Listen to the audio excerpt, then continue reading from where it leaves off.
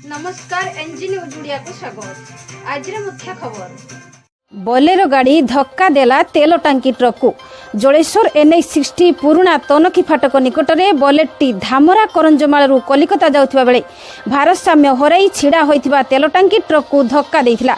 एते जोरे शब्द होइथिला जे सेठाकार दुकानी माने घटनास्थल रे पहुंची बोलेरे थिबा 6 जन लोकन को उद्धार करी 108 को फोन करथिले।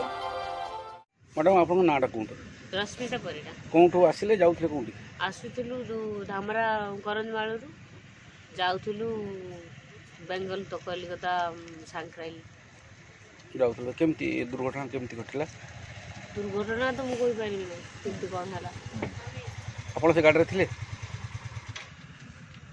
आपण से गाड़ी रे थिले हां गाड़ी तो केमती घटला के जण इंजर्ड हियो ए तो मो जियो मो स्वामी ड्राइवर पुओ समस्त इंजर्ड हियो बतन मेडिकल की जाई जदी समस्त जाई मु मत जाई नै मोर लागी नाकरे गुडटा माडा देछि।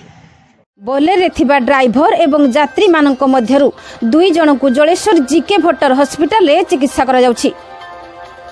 नाटा को सुदर्शन परिडा धक्का केमती आला ड्राइवर आखि सुई जाइदिला।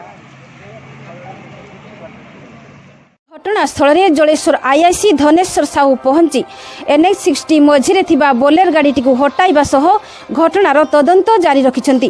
Bureau report NG news.